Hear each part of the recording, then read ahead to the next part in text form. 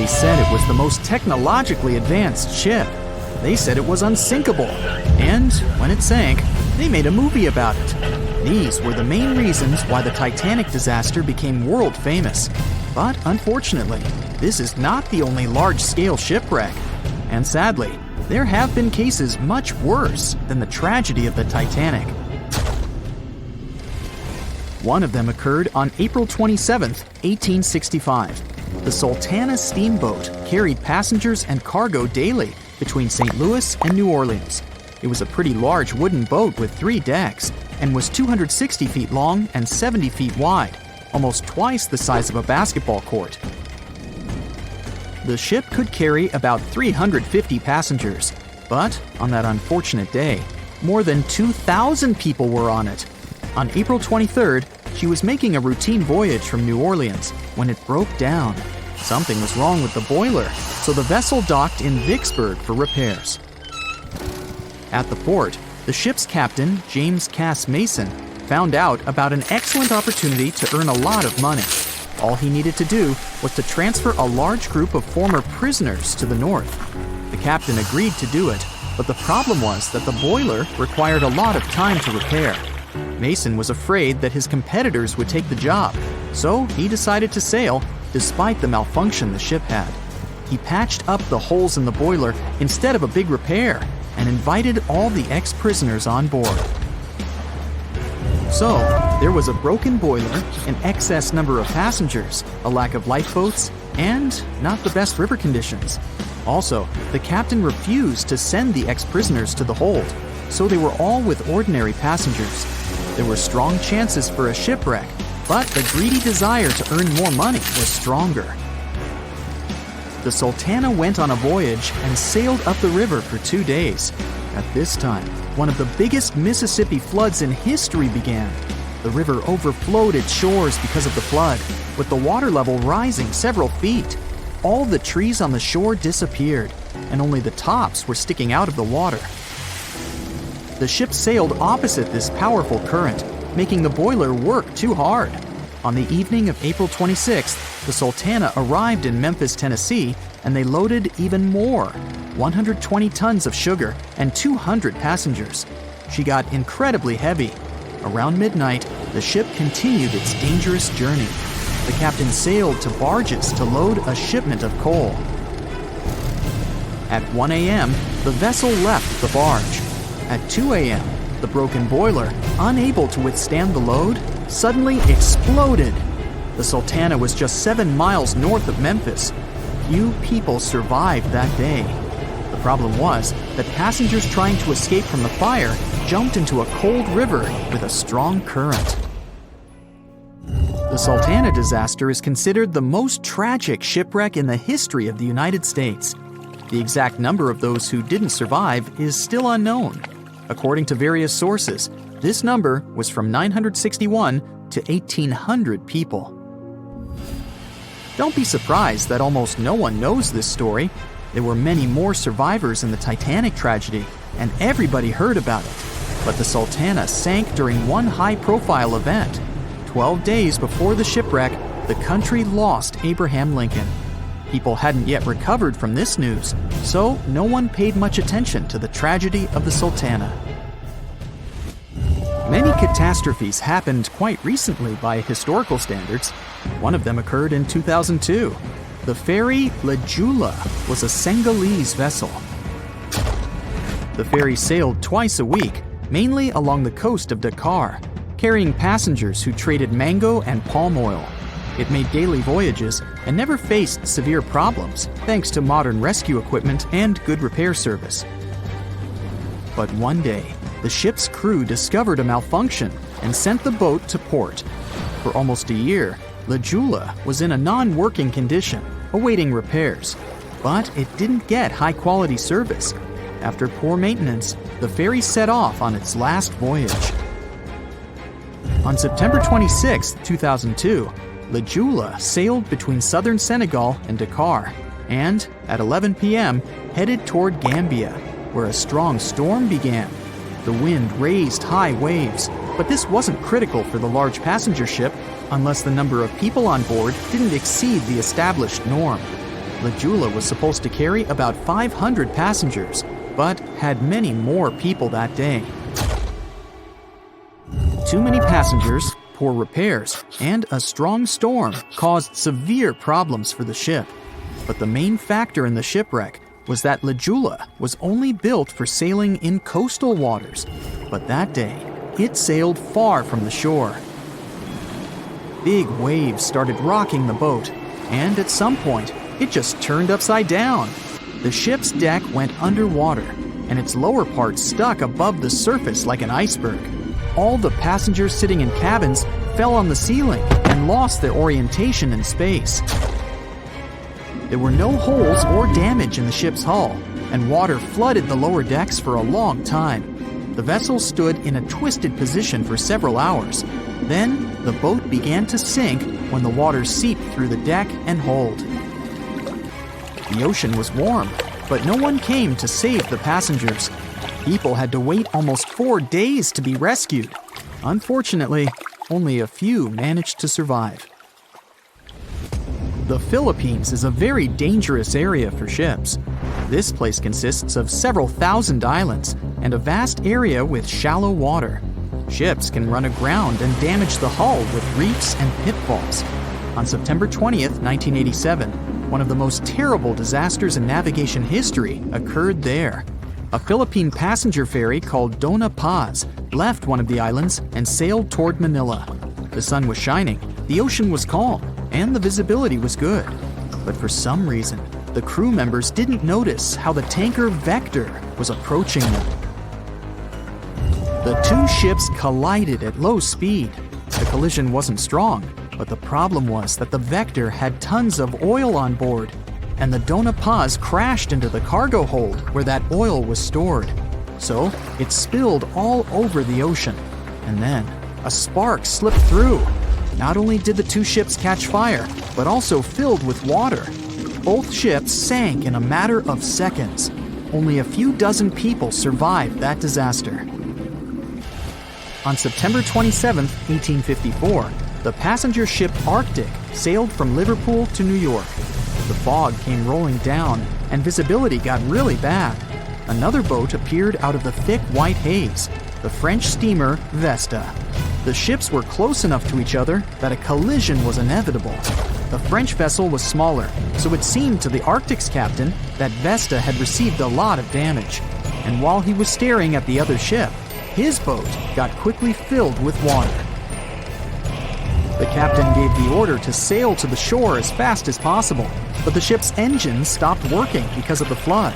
Then the ship's crew started to lower lifeboats with women and kids. Still, when rescuers found lifeboats with people, it turned out that only 87 out of 400 people survived, 65 crew members and 22 passengers. Surprisingly, there were only grown men among them. The ship's captain survived by clinging to the wreckage. All newspapers wrote about this story as one of the most terrible and shameful tragedies in navigation history. The survivors were criticized because they didn't save women and kids, and the crew members were accused of violating the law, since the safety of passengers should be higher than the safety of sailors. But despite this, none of them were brought to responsibility. Unfortunately, shipwrecks still occur to this day, but fortunately, there are fewer of them than before, thanks to modern navigation systems and radar. But no technology can guarantee there won't be a super strong storm or any other emergency that no one can foresee.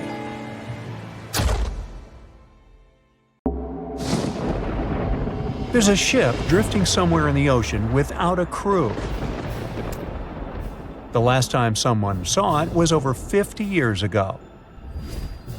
Its story reminds of that of the Flying Dutchman, a ship that's bound to sail forever and bring disaster to whoever sees it at sea. At least the legend says so. Unlike the Flying Dutchman, the SS Chimo was definitely real and built for a German company in Hamburg and began as an ordinary cargo ship. It was trading supplies between Hamburg and Sweden in the Baltic Sea starting from 1914. It had a strong steam engine and a hull made of steel. A few years later, it became British property. Then, in the 1920s, a Canadian company purchased it for around $18,000. a huge amount of money back then. The new owner, the Hudson's Bay Company, was actively using the ship for several years. They would often send it on voyages from its home port in Scotland to Siberia, Alaska, the Yukon, and the Northwest Territories. It also passed through the Panama Canal and even the Suez Canal, with fur pelts for sale on board. Sometimes it would also transport passengers. It had completed 9 successful voyages before this strip of good luck came to an end. Starting from the 1930s, SS Bachimo would have trouble with ice and storms. When it first got trapped in ice in October of 1931, some of the crew managed to escape to Alaska. 15 of 22 sailors decided to stay with their vessel and try to save it. They had furs and other valuable cargo worth around $58,000 aboard. The company sent them supplies to survive the winter. They set camp near the ship out of the hatches, tarpaulins, and other materials, and offloaded the cargo. At the end of November, a blizzard rushed through the area, and it seemed like it had taken the ship with it. The ice platform had survived, but the ship broke free. Some of the crew members were sure it had sunk. But soon after, they heard from one of the locals who had spotted their ship around 45 miles away from their camp. The crew moved on with their lives, and the ship started its journey as a runaway vessel. People would spot SS Bachimo once a year or so, all the way until 1965. It was mostly spotted off the coast of Alaska. A man going to Nome with his sled dog, along with prospectors, explorers, and treasure hunters, all claimed to have seen SS Bachimo. Someone tried to board it and take it to port, but ended up stranded on it for days because of horrible weather. Others got luckier and managed to take a whaleboat, some furniture, and other valuables from the vessel. Those who got close to the ship saw that it was damaged and missing the propeller. Still, it stayed afloat without a crew for at least 38 years and became the longest sailing ghost ship in history.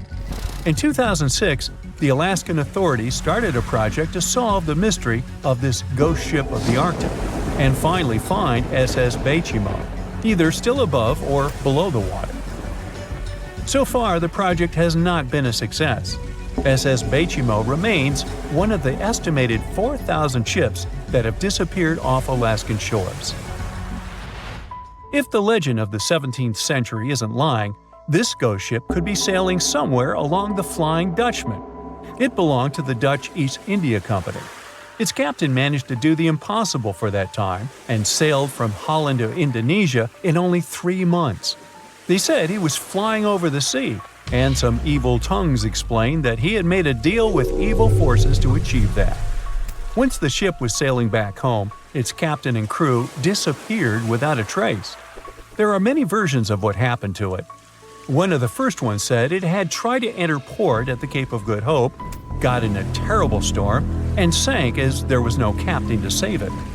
Another legend says the captain had refused to obey the skies to let the ship sink during the storm. A scary life form then struck the boat and the crew, and it was condemned to forever wander without rest. Many sailors claim to have spotted the Wandering Dutchman. The Duke of York, who was to become King of England, mentioned having seen it in Australian waters. Right after spotting the ship, the man who saw it first fell from the top of the mast and didn't survive. There were more encounters with this legendary ship up to the middle of the 20th century. Ships would nearly collide with it as the Flying Dutchman jumped out of the blue. Scientists have a more logical explanation for this mystery: Fata Morgana, not to be confused with Hakuna Matata. Now, when you're out at sea on a hot day and the air is all wavy, it feels like when you look at the road on a scorching summer day. That's because of something called atmospheric refraction. When light passes through different layers of air with different temperatures and densities, it bends and twists. Sometimes, under certain conditions, this bending of light can create really bizarre optical illusions over the ocean, like sightings of the Flying Dutchman.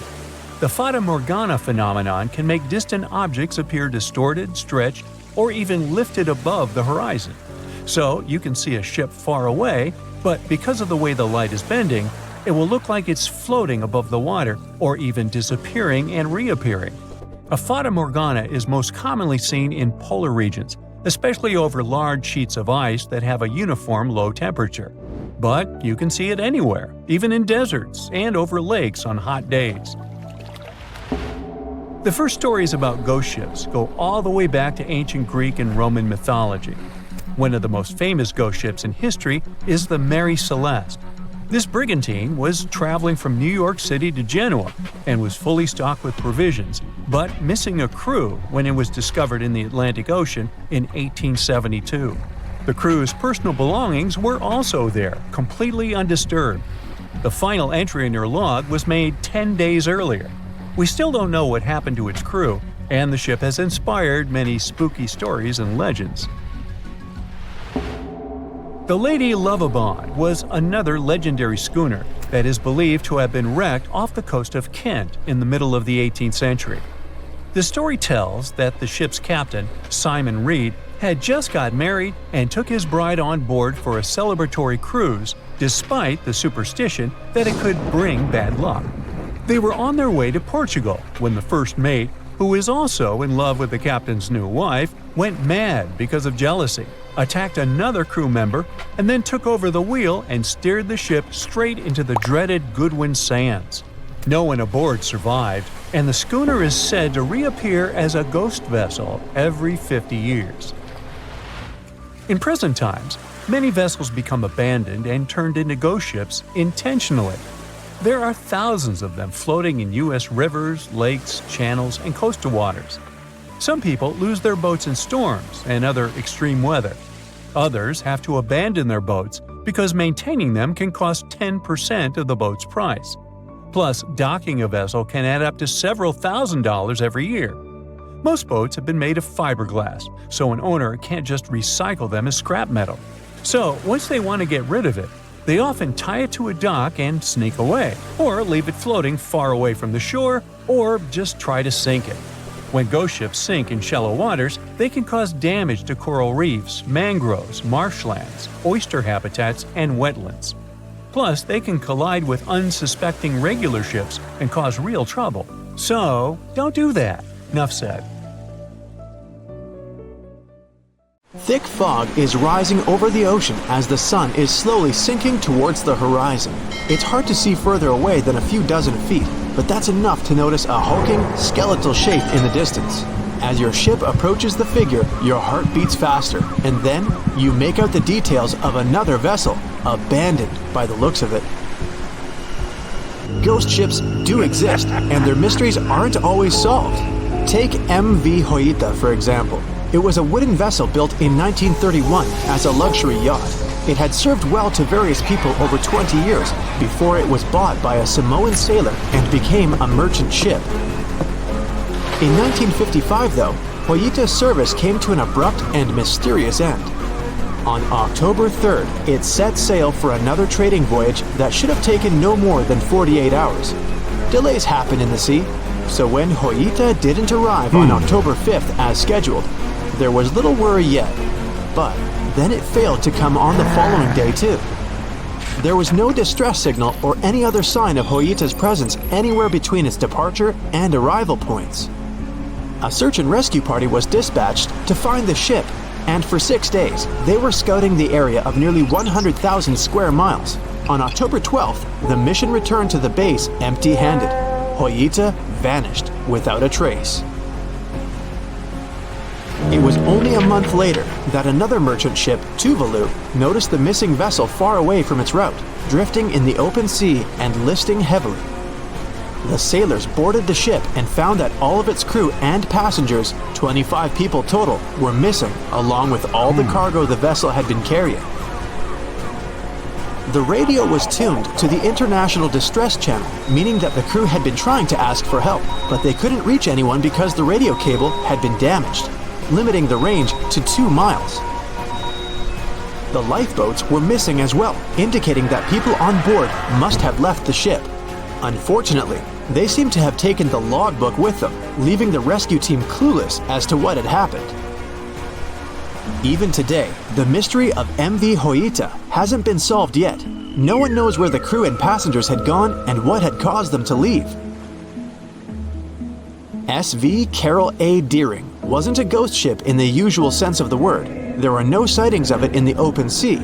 Instead, it was found on the shore, but the circumstances of it running aground are a puzzle shrouded in mystery. Carroll A. Deering was built in 1919 in Maine, and it was a large vessel made for commercial voyages. Unfortunately, despite its large cost of construction, it had only served for a year before its last trip. July 19, 1920. The ship was traveling from Puerto Rico to Rio de Janeiro via Newport News to deliver a cargo of coal. It was almost halfway to the final destination when the captain fell seriously ill, and the crew turned back to drop him and his son off and replace the captain. The voyage went without incident, but when it came to Barbados in December to resupply, there were strange moods among the crew. The first mate didn't seem to be happy with the new captain. No one paid much attention to it back then, when they probably should have. The last sighting of Carroll A. Deering at sea was on January 28, 1921, when a lightship noticed it off the coast of North Carolina. There was some commotion on the quarterdeck of the ship, where the crew were normally not allowed. Then, another vessel sighted it, but there was already no one on the decks. On January 31st, the merchant ship was found hard aground in the Diamond Shoals, a site notorious for numerous shipwrecks that had been occupying there for centuries. When the search and rescue party boarded the ship, they found it abandoned, the log and personal belongings of the crew gone, along with the 2 lifeboats. There is still no answer to what happened on board of Carroll A. Deering that January, although the most popular version was mutiny.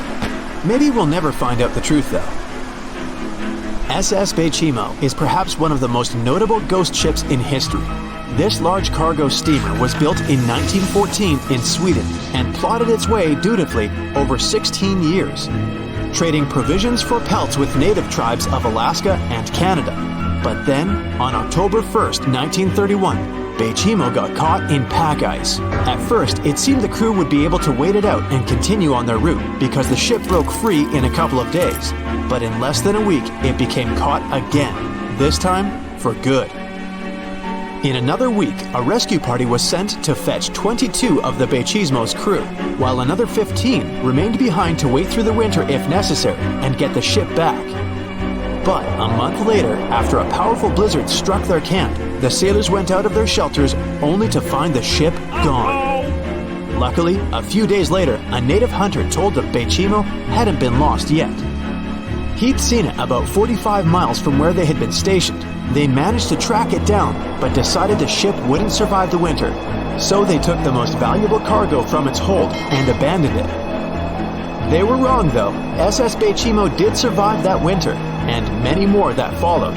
When the ice broke, it sailed away on its own, drifting listlessly along the shores of Canada and Alaska. There were numerous sightings of the ghost ship, sometimes adrift in the open sea, and at other times stuck in the pack ice again.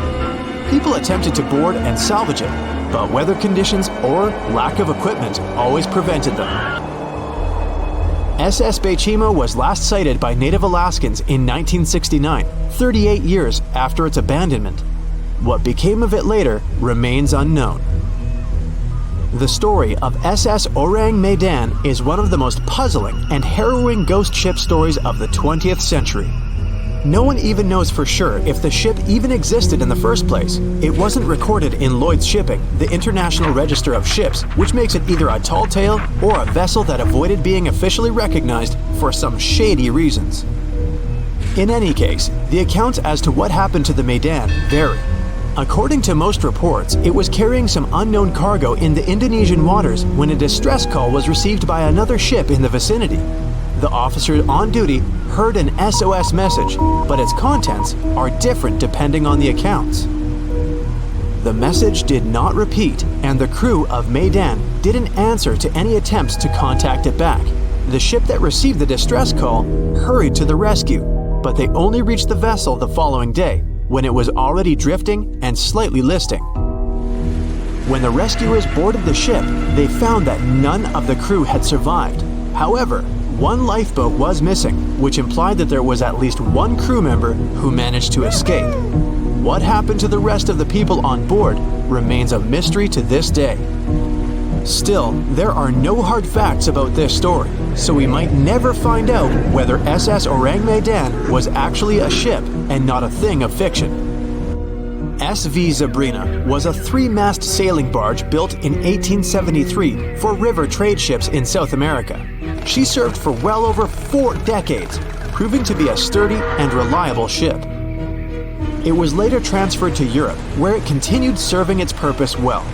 But then, in October 1917, Zabrina set sail on a regular voyage only to be found ashore several days later.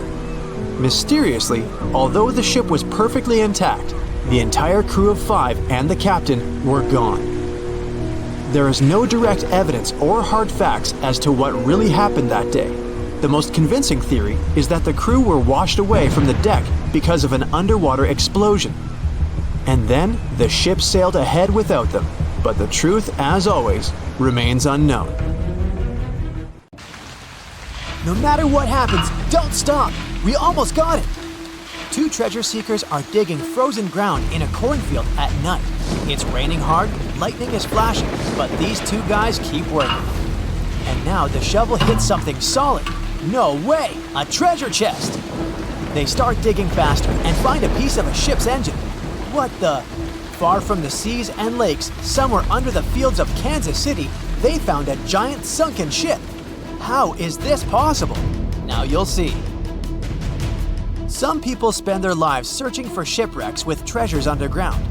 One of them is explorer David Hawley. He's been looking for such ships far from the seas, rivers, and oceans for many years. He does this because he likes the feeling of adventure. The holds of these ships may contain chests of gold, antiques, and artifacts, and you can get a lot of money for them. David says you don't have to go into the ocean to find a sunken ship. They may be lying in your backyard. But why do ships end up buried underground among fields, farms, and plains? Let's find out using the example of steamboat Great White Arabia. According to old records, the newspaper clippings, this ship had been carrying about 200 tons of treasure before it sank in 1856. Many rumors and local legends said the ship was lying underground a few miles northeast of Kansas City. It was there because people deliberately altered the riverbed and channels of the Missouri River in the second half of the 19th century. They artificially brought the shores closer to each other. They narrowed the river to increase the flow's speed, so boats could sail much faster. In the 19th century, steamboats were the most popular means of transporting passengers and goods. Before railroads, they extended the western border across the Mississippi and Missouri rivers and brought supplies to people. That's why it was so important to increase the speed of their movement. So, on September 5, 1856, Arabia was sailing along such an estuary. It came across a snag sticking out of the water. A piece of log quickly flooded the ship. Fortunately, all passengers were evacuated. But the steamer and its precious cargo reached the silt bottom of the Missouri River in a few minutes. Several years had passed. Everyone forgot about the vessel. During this time, the course of the Missouri River had changed. But Arabia remained under the wet, muddy bottom. The soil level above it was getting higher, and the ground was losing moisture. Eventually, many decades later, a cornfield formed above the sunken ship. In the 1980s, one farmer owned this area, and he had no idea what was hidden in his territory. David Hawley carefully studied the history of the sunken ships of the USA. He knew that hundreds of steamers had gone underwater all over Missouri, but most of all, he was interested in Arabia, as there were rumors that it was filled with gold and other valuable things. The territory of cornfields in Kansas was vast, but David Hawley knew how to search properly. In 1987, he started working, first together with his brother and father. They collected all the clippings from old newspapers they could find. They were looking not only for information about the steamer, but also for maps of the Missouri River. They tracked its historical changes, checked the dates, and identified a large area where the steamer sank. Next, they used electromagnetic testing and other geological stuff to study the soil and find the right place. They searched for differences in ground moisture and density. Then, they went through the territory with powerful metal detectors. And so, by the fall of 1988, they had determined the location of the steamer. Arabia was the size of a football field. This gigantic vessel lay 45 feet underground, 4 stories down. But before they started excavating, they had to ask the owner of the cornfield for permission. For the farmer, this news was a big surprise. He agreed on the condition that the excavations would be completed by spring so that he could sow a new crop. Digging a giant ship in winter is much more difficult and expensive than at other times. It includes additional equipment, electricity, and heating costs. The team worked day and night. They financed the excavations out of their own pocket. Each invested more than $10,000 and took out a bank loan. Finally, they noticed the first details of the ship. The shovels hit the huge engine boilers and the deck. The goal had been achieved. Most of the cargo lying inside the sunken ships is covered with rust, shells, mud, and is badly damaged. The contents of Arabia were in excellent condition, considering that the ship had sunk 130 years prior. Unfortunately, they didn't find the chests of gold. Still, they got several tons of other valuable cargo, household items of people who lived in the middle of the 19th century. It was a time capsule. The ship was carrying supplies for hundreds and thousands of people, and all these things were perfectly preserved. For example, they could clearly see the brand stamp Goodyear Rubber Company on one rubber shoe. The longer the excavations continued, the more things David and his team found. In the barrels, they found plates from the 19th century. They were intact and usable. Also, there were clean clothes, thousands of pairs of shoes, harpoons, frying pans, and umbrellas. The ship was carrying cargo to supply about 16 small towns. Yes, it's not gold, but such artifacts are also precious. The contents of the ship could be worth millions. However, the crew wasn't going to sell these things. They made a museum on the site of a former fruit market in Kansas City. If you go there, you will immediately feel like you're in a department store of the 19th century. There are thousands of items in good condition. Even the matches here are dry enough to light up. It took David many years to present the entire collection from the steamship. He values each of the items and doesn't want to sell them. Anyone can come here, pay for a ticket, and find themselves in the past. Who knows, maybe there's an old ship hidden in your backyard too.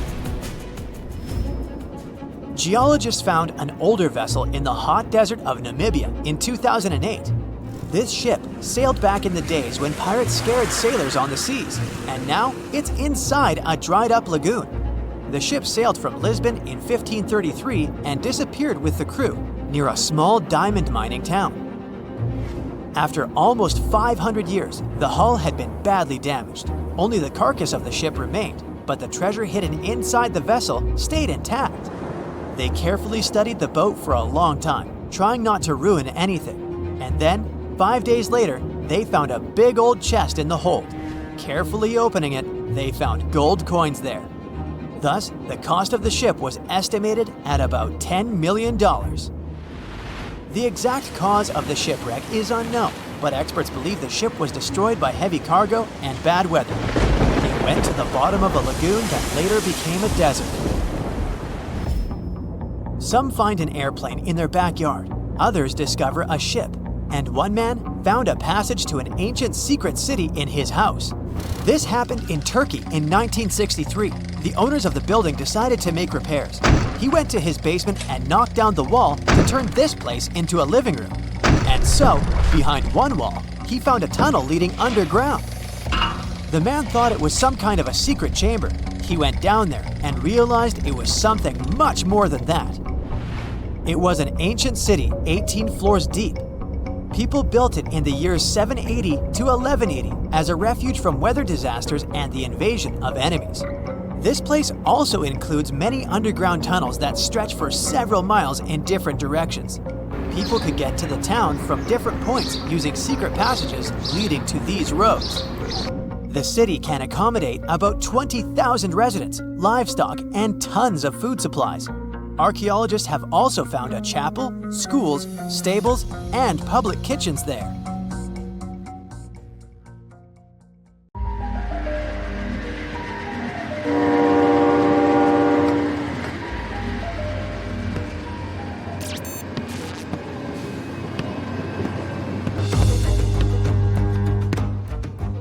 does it normally take for a package to get to you? A day? A week? A month? How about over 3 years? Well, something like that happened in India not too long ago. At first glance, it doesn't seem all that surprising. Packages get delayed or even lost along the way all the time. That's just the nature of parcel delivery. But this wasn't some standard package. It was an entire train carriage loaded with tons of compost. Something this massive couldn't have just disappeared and then come back. Or could it? Let's find out. And yes, along the way we're going to learn some cool things about trains. It all started in 2014 when an Indian company ordered dozens of tons of compost. All the goods were stored in 21 wagons. The train left the city of Visakhapatnam on November the 10th. Its destination was in Basti district, Uttar Pradesh, 870 miles away. So, the train left the station and the trip went smoothly. A few days later, the buyer accepted the goods. 20 wagons arrived in excellent condition, but one carriage, number 107462, was missing. Where could this wagon packed full of fertilizer have gone? Did someone steal the cargo? Did it get lost along the way? The buyer asked the company that sold them the compost to find the missing part of the shipment.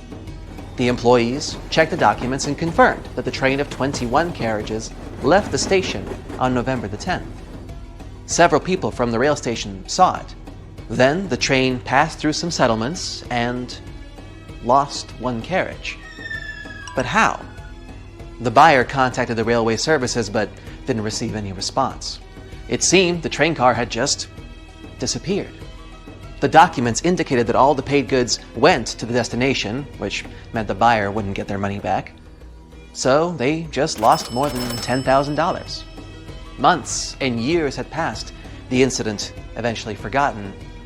But then, on July 25th, 2018, railway workers discovered an old carriage with the number 107462 on it at the station in Basti district, the original destination point. The company contacted the seller about their discovery, but they refused to accept the goods because the fertilizer had rotted long ago. They waited for the owner to come for it, but no one came, and no one reported it missing. So they towed the abandoned train car back to Basti district a few months later. By that time, the buyer had already reported the rail company about the lost compost, and they had already stopped searching for it, while the car was practically right under their noses. To this day, no one knows why the car was disconnected or where it's been all this time. You know where this would have never happened? Japan. There, you can ride the most punctual trains in the world. They arrive at all stations to the minute. All the locals know the trains are never late, so they can never use that excuse on their boss. But if something does happen to cause the train to arrive late, passengers receive a special ticket from the rail company that they can use as proof to protect them from their boss's accusations. Japan has not only the most punctual trains in the world, but also the fastest. I'm talking about maglev trains that can reach speeds up to 374 miles per hour. To give you an idea of how fast that is, the fastest recorded speed set by a Formula One car is 231.4 miles per hour.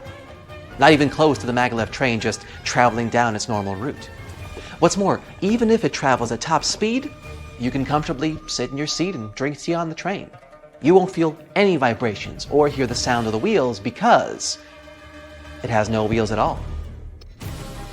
Maglev is short for magnetic levitation. Using the power of magnets, the train is basically suspended, floating just above the railway, meaning they don't actually touch, meaning there's next to no friction. This is what allows maglev trains to reach and then maintain such incredible speeds. Wouldn't it be cool to have such trains in every city? I mean, forget about traffic jams, am I right? But unfortunately, they're not so popular around the world. Charging the train's magnets requires a lot of energy, they heat up to incredibly high temperatures during the trip, and then they need to cool down after. And this also requires a lot of incredibly expensive infrastructure. For many countries, such trains would be simply economically unviable. For now. That carriage in India would probably have been standing at the railway station forever if someone hadn't noticed it. But what if it was a whole train with, let's say, 100 cars? I mean, what do people do with old train cars? Usually they would put old trains in landfills, dismantle them for scrap, dispose of them with pressure compacting, or melt them down. But the most popular practice is to load the bare hulls of wagons onto a big ship and then throw them in the ocean. It's not as wasteful as you think. The trains actually provide a great frame for corals and plant life to grow on them. And soon these overgrown train carriages become homes for fish and other ocean inhabitants. This is how the people in New York decided to get rid of their old trains. From 2001 to 2010, they sank more than 2,000 cars this way. And soon, these trains became artificial reefs. They got completely covered by corals and algae, and shells, crabs, sea sponges, mackerels, perches, and sea turtles settled in each car. Underwater photographers and divers filmed those wagons and even saw dolphins swimming through them. It's like an underwater city where the trains are free real estate for the fish. So, people provided modern housing for the fish and saved about $30 million on recycling. I mean, I use the term modern very loosely. They look more like phantom trains. But you know what the coolest thing about phantom trains is? They actually exist. And you know what's even cooler? You can get in and ride one. You can find such trains in England, in small towns like Sneyd. Now, imagine you stepped onto the empty train station there. It looks decrepit and abandoned. There's no parking, no ticket machines, no shops. And now you hear the sounds of a train arriving at the station. It seems normal enough, but when you step inside, you'll probably feel some discomfort since you're the only passenger on this phantom train. You can walk from the first carriage to the last one if you like. No one will stop you. You can actually choose from several similar trains. Yeah, there's a lot of them moving all around England. They're left running through abandoned railways because it actually works out economically for the country. To cancel these phantom train routes, you'd need to go through many bureaucratic procedures and spend taxpayers' money. And there's no need to do all of that if the trains just go and don't bother anyone. Also, they attract many tourists and enthusiasts who love to visit abandoned stations. If you're interested, you should know that it's not so easy to find these routes. You need to carefully study train schedules on the internet, since not even all the railway workers know about them. In some remote places, the trains arrive only once every few days. But what about real phantom trains? There are many stories about trains that have mysteriously disappeared throughout the years. The most popular one is the legend of the Zanetti Train Company. Several wagons disappeared with dozens of passengers in a mountain tunnel in Italy in 1911, and then popped up out of the blue in 1845 in Mexico? But of course, there's no evidence for this story. Someone just wrote it in a newspaper and everyone believed it. The same thing happens with planes and ships that supposedly travel through time. Although it's much more common for sailing vessels to become abandoned and then left to sail aimlessly on the seas for decades. There's much more documented evidence of that. But if you really saw a mysterious train arriving at an old railway through the fog in the middle of the night, would you step inside?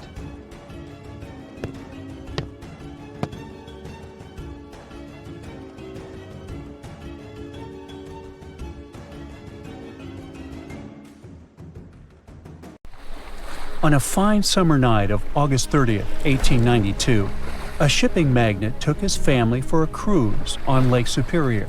They were traveling on the Western Reserve, which was supposed to be one of the safest ships of its day. It was made of a type of steel like that used to construct the infamous Titanic, and it ended up with a similar tragic destiny. The ship broke in two and was found only 132 years later, in 2024. The 300-foot steamship was the first steel-plated freighter on the Great Lakes. One newspaper called it the Inland Greyhound because of how quickly it cut through the water. Peter H. Minch was the owner and inventor of this vehicle, which had been built just 2 years earlier in Cleveland. On the night of its last voyage, the ship set off toward Two Harbors, Minnesota. Minch brought along 5 of his family members: his wife, their 2 kids, his sister-in-law, and his niece. There were also 22 crew members aboard. It was a pleasant and smooth ride while they were sailing across Lake Huron. But as soon as they left Whitefish Bay, the lake turned wild, and the crew had to drop anchor for a while. Later that evening, as they entered Lake Superior around 9 p.m., a fierce summer storm moved in with powerful winds and crashing waves. Then disaster. The ship began to split in two. Within just 10 minutes, the Western Reserve was completely underwater. Everyone managed to get into lifeboats. The Minch family, with some crew members, took the wooden one, and the remaining 10 people got into the metal one. But the storm was so brutal that the metal boats sank right away, and only a few made it into the other lifeboat. That second boat floated for the next 10 hours. A steamship passed by, but didn't notice or hear the people calling for help. Around 7 o'clock the next morning, the lifeboat got within a mile of shore near Deer Park, Michigan. They were so close to safety, but sadly, the lifeboat flipped too, and they all ended up in the freezing water. The only survivor of this tragedy was 24-year-old Harry Stewart, the ship's wheelsman. He swam a full mile through the freezing water and made it to shore, almost unconscious but alive. He later mentioned he survived only thanks to a heavy-knit, close-fitting pea jacket. The Western Reserve was lost for over 100 years until a couple of determined explorers finally tracked it down. They spent over 2 years searching non-stop for the wreck off Michigan's Upper Peninsula. Daryl and Dan Ertl found it using a side-scan sonar that looks half a mile out on each side. One day, they saw a tiny blip on the left side of the scan.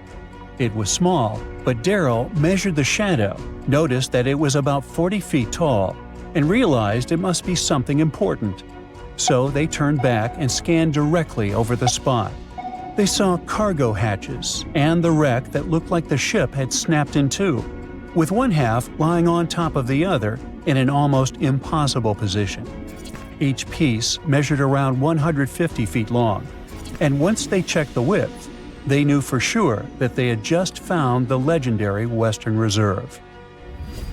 Historians are still not sure why the vessel, that was supposed to be unsinkable, suddenly snapped in half, but they have a few solid theories. One idea is something called hogging. It happens when the ship rides up over a giant wave and the bow and stern are left hanging in the air with nothing underneath to support them. That puts a large amount of pressure on the middle, and it bends down like a stick when you're pulling both ends. Another plausible reason concerns the steel the vessel was made of. Back then, steel was the hot new substitute for iron. But quality control wasn't perfect. Some steel plates weren't made very well, which could have caused a serious weak point in the ship's body. There's also the chance that the ship didn't have enough ballast, which is the weight used to keep it stable, or maybe it wasn't balanced correctly. Sadly, just 8 weeks after the Western Reserve tragedy, another vessel that had been built at the same time with similar mill runs of steel plate repeated the destiny of its twin. The W.H. Gilcher was a steam freighter used to transport cargo between ports on the Great Lakes. It set out on what was supposed to be a routine trip on October 26, 1892. Loaded with over 3,000 tons of coal, the ship left Buffalo heading for Milwaukee. Captain Leeds H. Weeks and a crew of 18 were on board. Everything seemed normal at first, and by the afternoon of October 28th, the ship passed through the Straits of Mackinac and entered Lake Michigan. It was expected to reach Milwaukee by the 30th, but it never made it. A massive storm slammed into Lake Michigan and Lake Huron on October 28th and 29th, and created havoc on travel plans for many, many ships. When the storm finally passed and boats started pulling into port, people began to piece together what happened to the W.H. Gilcher. One captain who was sailing nearby on his schooner said he saw a large steamer battling the storm about 20 miles northwest of North Manitou Island around 8 p.m. on the 28th. The ship looked helpless, and there was no movement or sign of life. Another captain later saw furniture and parts of the ship's bridge floating in the lake near South Manitou Island. Then 2 more steamers picked up broken pieces of W.H. Gilcher's pilot house in the same area. It became clear that the storm had destroyed the freighter, and tragically, no one survived. The Great Lakes are a hot spot for shipwrecks, and there have been between 6,000 to 10,000 of those starting in the 17th century. Back in 1679, the Griffon became the first European vessel to vanish without a trace on the lakes. It sailed all the way from Buffalo, New York, to Green Bay, Wisconsin, passing through Lake Erie, the Detroit River, Lake St. Clair, and Lake Huron before reaching Lake Michigan. After a stop in Green Bay, it started heading back, and then it was never seen again. In 1975, one of the most famous shipwrecks happened when the massive 729-foot ore carrier SS Edmund Fitzgerald sank in Lake Superior. A fall storm was supposed to stay far south of their route, but things changed fast. Another freighter, the Arthur M. Anderson, was following behind and kept in radio contact with the Fitz's captain, Ernest McSorley. By the afternoon of November 10th, waves were smashing over the deck, and wind gusts at over 80 miles per hour were hitting both ships hard. By 7:20 p.m., the Anderson couldn't reach the Fitzgerald by radio anymore, and it had vanished from radar. There was no distress call, no warning. The huge ship had just disappeared. Later, search crews found the wreck over 530 feet under the surface, broken into two giant pieces.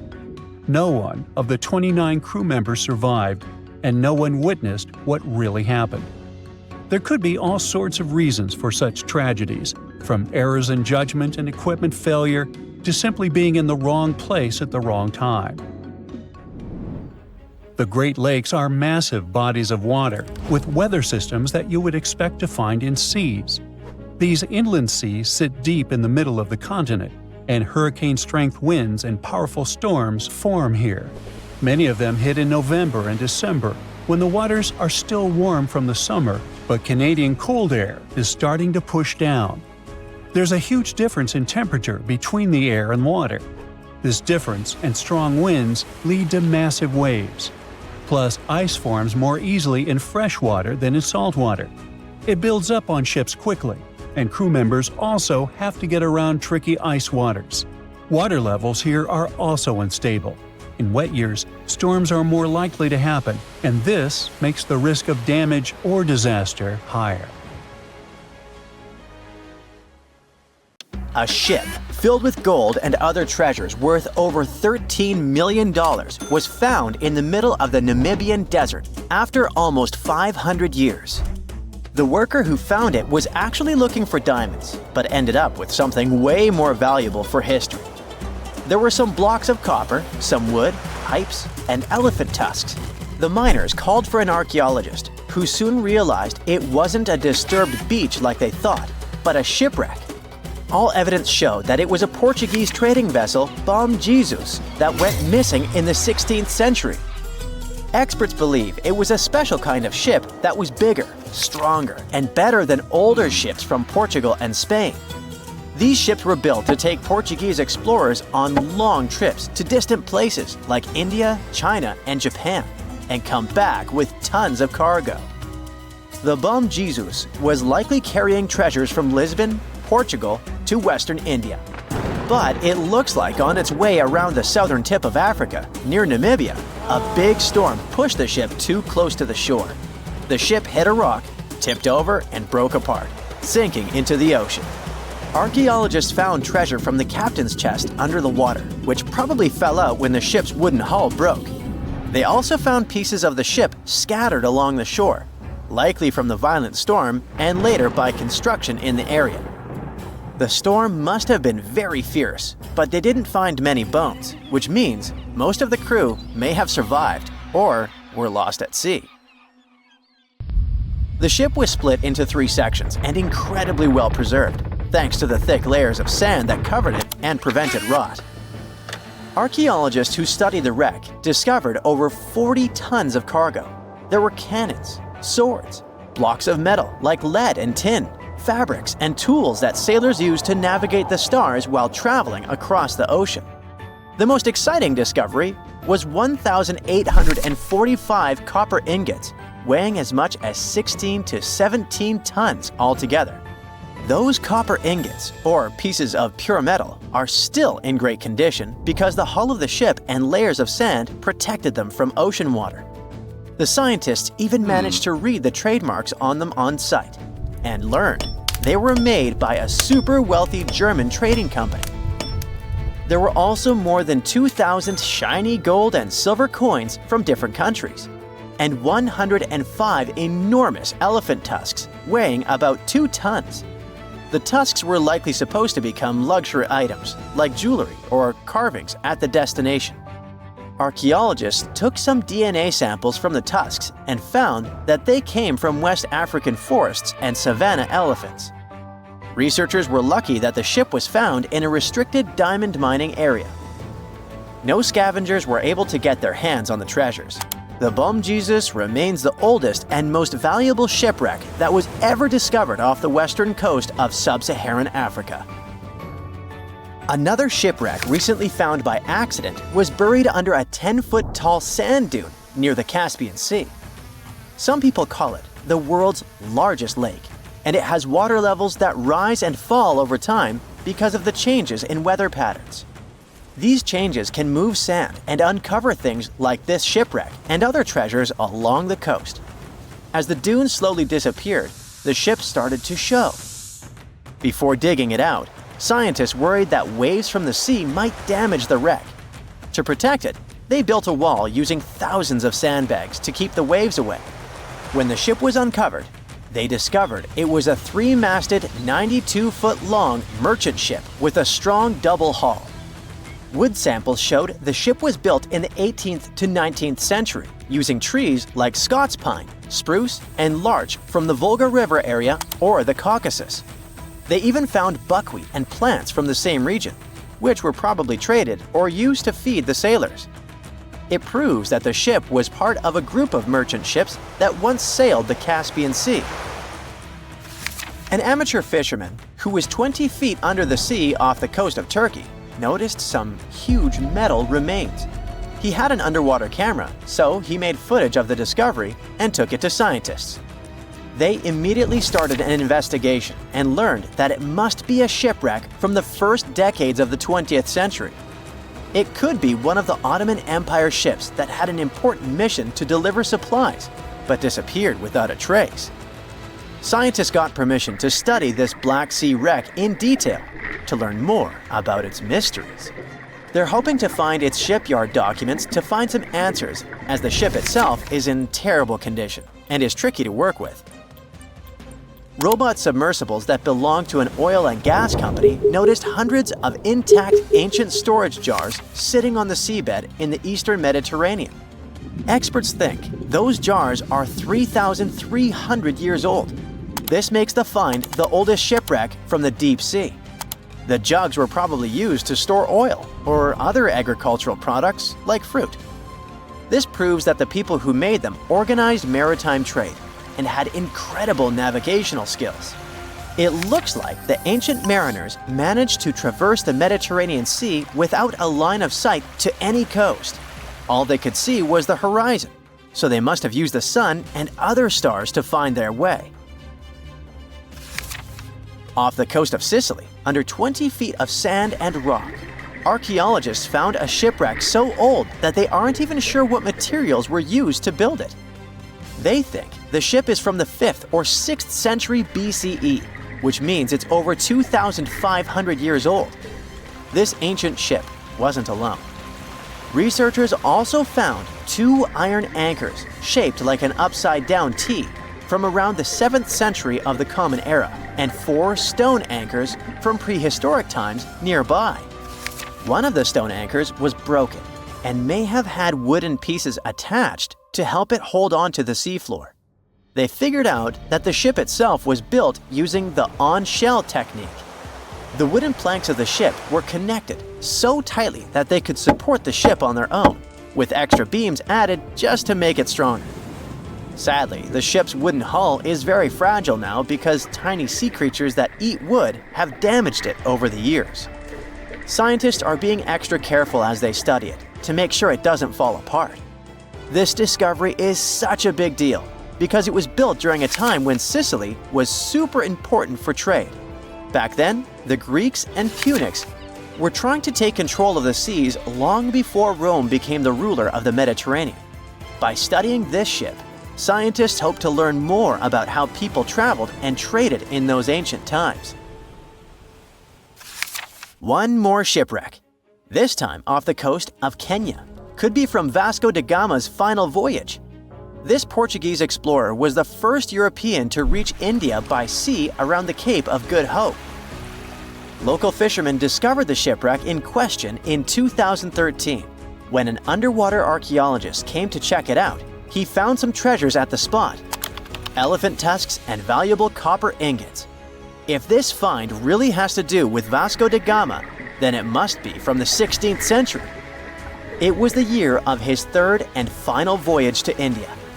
Da Gama led a huge fleet of 20 ships, one of which was the São Jorge. Most of the ship is hidden under layers of coral, and a whole team of scientists are carefully digging trenches to find parts of the ship's wooden frame and hull. A Portuguese archaeologist just discovered a bunch of sunken ships filled with gold, including a Spanish galleon with 22 tons of gold and silver.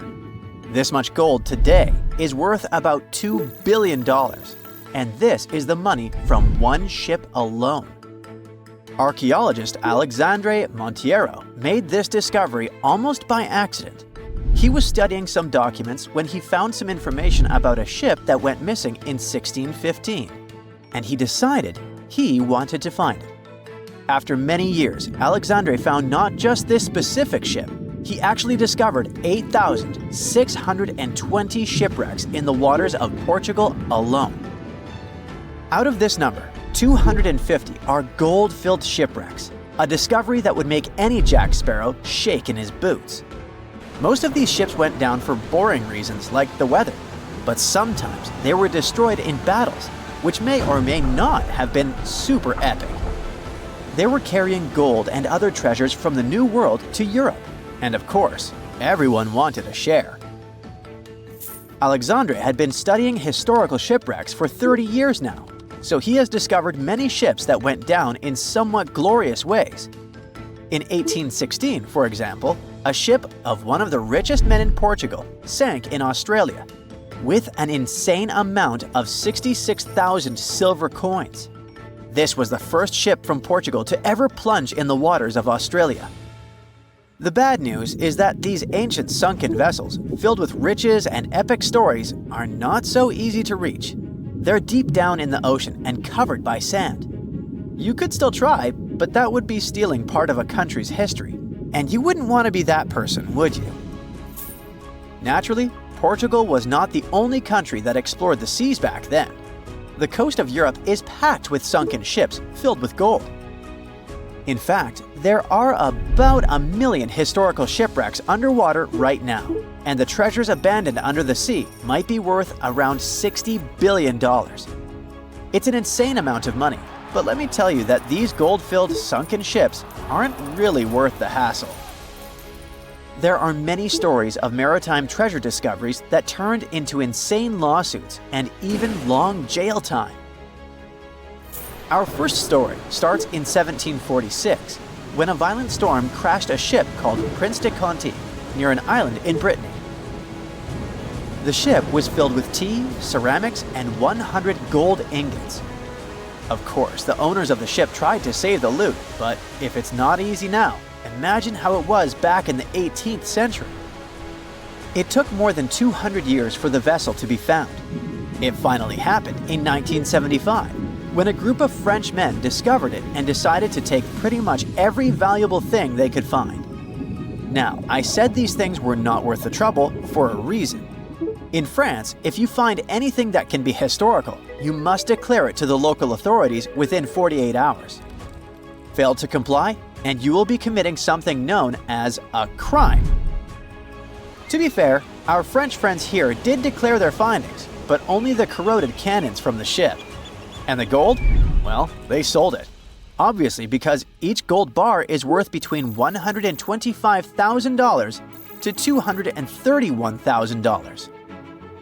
It took French authorities almost 50 years to retrieve the stolen gold, and they didn't retrieve all of it.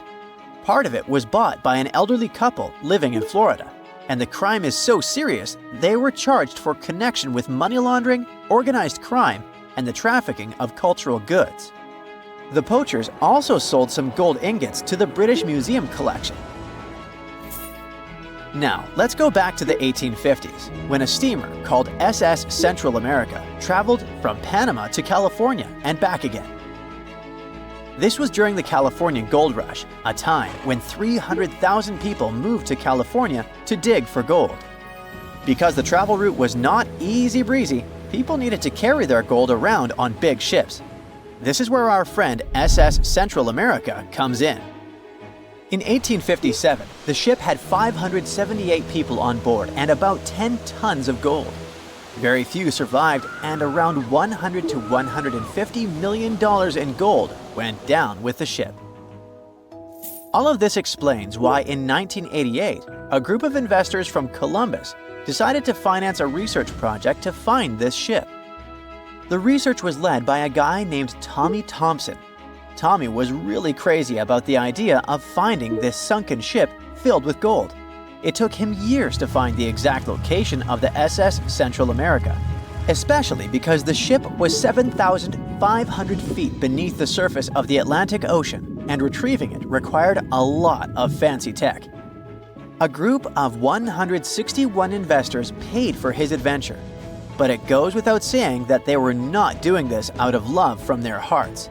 They invested $12.5 million in this project because they were expecting to earn at least 10 times more. But since life is not all sunshine and rainbows, 39 insurance companies sued the research team as soon as they retrieved the gold. Back when the ship was up and running, these companies insured the cargo of the SS Central America, and when the cargo was finally retrieved, more than 100 years later, they wanted to be compensated. They said it was not their job to retrieve it, but that doesn't mean they abandoned it. This crazy talk didn't stick, and 92% of the gold was given to the research team. The plot thickened when the investors were scammed by none other than Tommy Thompson, who fled with $4.16 million. He also had 500 gold coins, but he's not telling a soul where they are. Nonsense like this is the reason why most countries have rules to protect cultural properties. And yes, sometimes shipwrecks can be a cultural property. Obviously, there are many maritime treasure discoveries that happen without breaking any laws. The SS City of Cairo, for example, was a steamship that submerged in 1929 with 2,000 boxes of silver coins weighing 122 tons. A company called Deep Ocean Search retrieved the coins from a depth of 17,000 feet, which is 4,500 feet lower than the Titanic. 34 million pounds went to the UK Treasury, and the Deep Ocean Search also got a share. The good news here is that some of the coins can be bought by collectors, legally. Paying for a treasure is probably the closest you can get to an underwater archaeology find. I know, all I did was destroy your piracy dreams. But while raiding gold-filled shipwrecks may be a crime in most countries, or just financially impossible for us mere mortals, not all hope is lost. There is about $771 trillion worth of gold lying on the ocean floor, and it doesn't have an owner. It's like an underwater gold mine, except the gold is in the water. You know how the water of the ocean is salty? Well, the gold gets mixed with the minerals in the water, so it's not like you stumble upon a gold nugget on the beach. Each liter of ocean water has 13 billionths of a gram of gold, and it's very difficult to extract such tiny particles of gold from the water. But that doesn't mean people haven't tried, and, of course, there's been a scam here too. In the 1890s, a guy claimed he had invented a thing that would suck gold from the seawater. When he got enough money, he fled the country with the cash. If you really want to get some gold, you could try to extract it from the Earth's core, which has 1.6 quadrillion tons of gold.